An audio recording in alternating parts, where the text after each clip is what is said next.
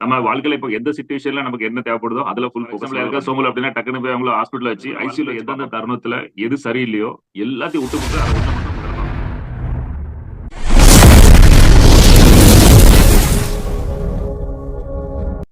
நம்ம நிறைய லெசன் படிச்சிருக்கோம். நேத்து கொடுத்த லைவ் கூட சீக்கிரமா பணக்காரன் ஆகணும் அப்படின்னா அதுல பாத்தீங்கன்னா நீங்க முதல்ல பணக்காரா கூட என்ன வேணும் அதை முதல்ல ஃபோக்கஸ் பண்ணணும். நீங்க அப்போ போயிட்டு நீங்க நான் ஃபேமிலியை பேலன்ஸ் பண்றேன், என் லவ் பேலன்ஸ் பண்றேன், குழந்தைகளை பாத்துக்கிட போறேன், எனக்கு டிராவலிங் ரொம்ப பிடிக்கும், நான் டிராவலிங் பண்ண போறேன், ரிலாக்ஸா வந்து பாடி பில்டிங் பண்ண போறேன் அப்படின்னா நடக்காது.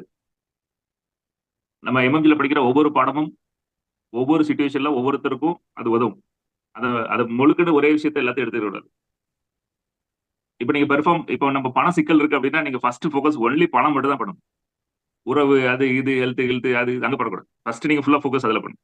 ஒன்ஸ் பண்ணி நீங்க பேலன்ஸ் பண்ணிட்டீங்கன்னா அதுக்கப்புறம் எல்லா இடத்துலயும் கை வைக்கணும் அப்படின்னு நான் நினைக்கிறேன். எது ஸ்டார்ட் பண்ணாலும் அந்த ஃபர்ஸ்ட் ஸ்டார்ட் பண்ற இடத்துல ஸ்டக் ஆயிடுறோம். ஏன் நம்மளுக்கு வரக்கூடிய ரிஜெக்ஷன் எதனா எல்லாம் சொல்லிட்டாங்களோ, எதனா நம்மள ஹர்ட் பண்ண மாதிரி சொல்லியிருப்பாங்க, அதனால அதை அப்படியே ஸ்டாப் பண்ணிடுறோம்.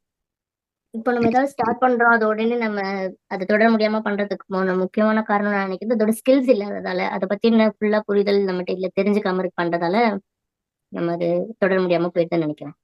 பிளான் கரெக்டா இல்லாம இது பண்ணதுக்கு அப்புறம் இதை பண்ணணும் அப்படிங்கறது தெரியாம அந்த பிளான் இல்லாம நம்ம பண்ணும் போதுமே அது வந்து ஃபெயில் ஆகுது.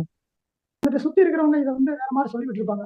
நல்ல விஷயம் தான். ஸ்கில் இருந்தா தான் அந்த நம்பிக்கையோட அடி எடுத்து வைக்க முடியும். அந்த நம்பிக்கை வந்து என் மேல இருக்கணும். ஃபர்ஸ்ட் என்னால முடியும் அப்படின்னு எடுத்து அடியை வச்சாதான் தடுமாற மாட்டேன். இல்ல அவங்க கூட்டு போவாங்க அப்படின்னு எதிர்பார்த்தோம்னா எவ்வளவு தூரம் கூட்டு போவாங்க? கொஞ்சம் தூரம். அதுக்கு பிறகு என் காலில் நான் தான் நின்னாகணும். அதனால ஃபர்ஸ்ட் என் மேல ஒரு நம்பிக்கையும் ஸ்கில்லும் தேவை அப்படிங்கறது நான் எடுத்துக்கிறேன். தேங்க்யூ. கன்சிஸ்டண்டா பண்ண முடியுமா அப்படின்னு சொல்லிட்டு நம்மளே நம்ம மேல வந்து டவுட் பட்டுப்போம். இது கடைசி வரைக்கும் கொண்டு போய் முடிக்க முடியுமான்னு தெரியலன்னு சொல்லிட்டு டவுட் போடுவோம். இன்னொன்னு மத்தவங்க இது பாதியில நிப்பாட்டிட்டா இல்ல ஸ்டார்ட் பண்ணி இது முடிக்க முடியலன்னா என்ன சொல்லுவாங்கன்னு தெரியல, அதுக்கு இப்பவே க்ளோஸ் பண்ணிக்கிறது பெட்டர் அப்படின்னு ஃபீல் பண்ணுவோம். நீங்க வந்து பெருசா சாதிக்கலாம், பெரிய லெவலில் போகலாம். ஆனா இப்போ உங்களுக்கு இருக்க பிரச்சனை வந்து என் பிள்ளைக்கு ஸ்கூல்ல சேர்க்கணும். அது இன்னொரு பிரச்சனை வந்து எனக்கு என் பொண்டாட்டிக்கு சண்டை நடந்துட்டு இருக்கு. அது இப்ப இருக்க பிரச்சனை வந்துட்டு என் கம்பெனில ஒரு பிரச்சனை நடந்துட்டு இருக்கு. ஓகே, என் பிள்ளைக்கு கல்யாணம் வருது. என் பிரச்சனை என்ன தெரியுமா? பொண்ணு பார்த்துட்டு இருக்கோம். அதனால நான் இப்போ எந்த பிரச்சனை எந்த வேலையும் பண்ண முடியாது.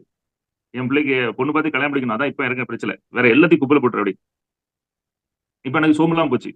எனக்கு ஒரு எனக்கு கேன்சர் வந்துட்டு சார், எனக்கு கேன்சர் வந்துட்டு சார், என் பிள்ளைலாம் என்னை பார்க்க மாட்டேங்க சார், அதை குப்பையில போட்டு வேலை செய்ய வேண்டியதானே அப்படின்னா அதுக்கப்புறம் தான் அவங்க யோசிக்காங்க. இப்படி நம்ம லாங் டேர்ம்ல ஏதோ சாதி. இன்னைக்கு ஒரு பிரச்சனை ஆகி போச்சு சார், பிரச்சனை விடுறா, இந்த பிரச்சனை சமாளிச்சு விடுறா, நெக்ஸ்ட் போ அடுத்தால போனோம். லாங் டேர்ம்ல என்ன பண்ண அதை பத்தி யோசி. இன்னைக்கு ஒண்ணு நடந்து போச்சு, அது நடந்து போச்சு, இது நடந்து போச்சுன்னா இதை இன்னைக்கு பயங்கர மழை சார், அதனால நான் ஒண்ணுமே பண்ண முடியல. சரி, அதுக்கு என்ன கரண்ட் இல்ல, அதுக்கு ஆச்சு முடியும். இன்னைக்கு நமக்கு இருக்கிற பிரச்சனைய அதை பெருசாக்கி வச்சுக்கிட்டு அதுலயே மூழ்கி போய் கிடந்துட்டு என் ஆளு என் கூட பேசல, என் புருஷன் என்ன போட்டாரு, எனக்கு இது நடக்கல, இனி நான் ஒண்ணும் பண்ண முடியாது. அப்படி இதனால நம்மளோட பெரிய பெரிய பெர்ஃபார்மன்ஸை லாங் டேர்ம் செய்யக்கூடியதை நம்ம செய்யாம இருக்கிறோம். இந்த பாயிண்ட் கரெக்டா தப்பா?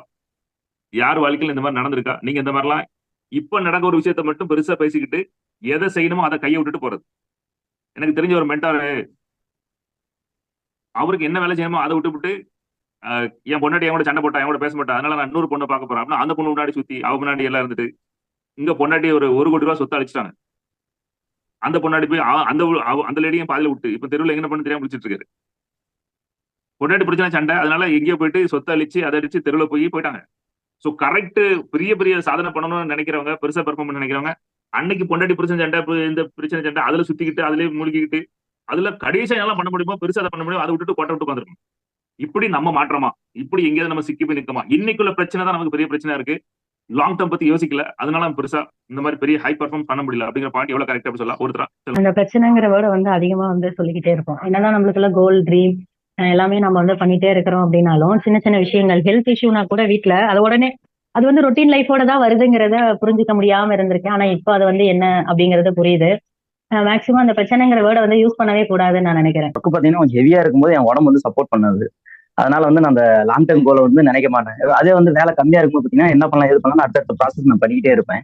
இதுக்கு என்னன்னா என்னோட வேலையை நான் மாத்தும் போது இந்த இதுல ஒரு தீர்வு கிடைக்கும்னு நான் நினைக்கிறேன். எக்ஸிஸ்டிங் பிரச்சனை வச்சு நம்ம பண்ணிட்டு வரக்கூடாதுன்னு சொல்றாங்க. நம்பர் 1 வரலாம். ஏதாவது நம்ம மேல போலீஸ் கேஸ் ஆகலாம். போலீஸ் கேஸ் ஆச்சுன்னா போலீஸ் கேஸ் என்னை கூப்பிட்டு விடாம போலீஸ்லயே பார்க்கணும், பேசணும். இங்க நாங்களாம் மீட்டிங் நடத்திட்டு இருப்போம். சரி வாங்கப்பா ஒரு கேஸ் வச்சிருக்காங்க, போயிட்டு போலீஸ் ஸ்டேஷன் பேசிட்டு போலீஸ் ஸ்டேஷன்ல வந்து வெளியே உட்காந்து வேலை பார்த்துட்டு இருப்போம். காலிங் நடந்துட்டு இருக்கும். ஏன்னா இன்ஸ்பெக்டர் வெளியே போயிருக்காரு வருவார் அப்படின்னு திரும்ப இன்ஸ்பெக்டர் பேசிட்டு மாதிரி வெளியே உட்காந்து வேலை பார்ப்போம். அப்புறம் டீ குடிச்சிட்டு கேஸ் அடிச்சு திரும்ப வந்துடும். நீங்களாம் போலீஸ் ஸ்டேஷன் வந்துருக்கீங்களா, பிக்னிக் வந்துருக்கீங்களா அப்படின்னு. உங்களை கேஸ் இருக்குடா, கேஸ் இருக்கு அதுல என்ன செய்ய முடியும் அப்படின்னு. அந்த பிரச்சனை இருந்தா அந்த பிரச்சனை எவ்வளவு லட்டு மாதிரி சாப்பிட்டு நெக்ஸ்ட் போடுமோ அப்படி போடணும். எந்த பிரச்சனை தான் சரி. என் பிள்ளைக்கு வந்து அட்மிஷன் இந்த மாசம் வாங்கணும், இந்த அட்மிஷனுக்கு இந்த ஒரு 2 மாசம் நான் வந்து எதுவுமே செய்ய போறது இல்லை. பிள்ளைக்கு அட்மிஷனா காலேஜுக்கு எங்க போகணுமோ அங்க போகணும். அதை தவிர நீ 2 மாசம் உட்காந்து உன் பிள்ளைக்கு அட்மிஷன் யோசிச்சு என்ன பண்ண போற நீ? தெரியாது. ஆக்சிடென்ட் ஆகி போச்சு. அந்த ஆக்சிடென்டோட நான் ஒரு 3 மாசம் அலைஞ்சிட்டேன். சரி ஆக்சிடென்ட் 3 மாசம் அலையும்.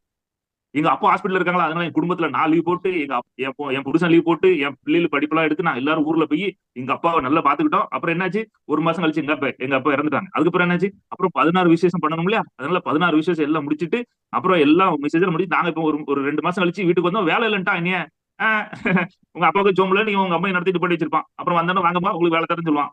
ஆமா சார் வேலைக்கு போச்சு, என் புருஷன் வேலைக்கு போச்சு, என் வேலை போச்சு, பிள்ளைகள் படிப்பு நல்ல வருவீங்கம்மா, நல்ல வருவீங்களா. சோ இப்ப இருக்க பிரச்சனைல மூழ்கி போயிருக்கிறது மத்ததை பத்தி யோசிக்க கிடையாது. நைட் ஃபுல்லா தூக்கம் கிடையாது சார். அதனால நாளைக்கு நான் இனி வாழ்க்கை பண்றதே நான் அப்படின்னு இந்த மாதிரி முன்னாடி இருக்க சின்ன பிரச்சனை தூக்கி வச்சுக்கிட்டு வாழ்க்கையில பெருசா சாதிக்கிறத விட்டுட்டு அழிஞ்சு போற கோஷ்டிகளா நம்ம இருக்கக்கூடாது. அதான் பாயிண்ட். நெக்ஸ்ட் பிரச்சனைன்னு சொல்லிட்டு பேச்சுல கூட பிரச்சனையை நோக்கியே நம்ம வந்து இவ்வளவு நேரம் அதுலயே கவனத்தை செலுத்திட்டு இருந்துட்டேன். பிரச்சனையில இருந்து தீர்வு என்னங்கறத தேடி ஓடி வந்த தேடுதல்ல தான் வந்து எனக்கு வந்து இந்த எம்எம்ஜி கிடைச்சிச்சு. அந்த எம்எம்ஜி மூலமா வந்து அந்த தேடுதல் வந்து எனக்கு முடிவுக்கு வரும் அப்படிங்கறது ஒரு நம்பிக்கையும் வந்திருக்குது. பாலைவனத்துல ஒட்டகம் வந்து முள்ளு மரத்துல இருக்கிற இலையெல்லாம் சாப்பிடும்போது வாயில முள்ளு குத்தி ரத்தம் வரும். அந்த ரத்தத்தோட சேர்ந்து சாப்பிட்டு அதை நினைச்சிக்குமா இன்னைக்கு வந்து அந்த இலையெல்லாம் நல்லா டேஸ்டா இருக்குன்னு.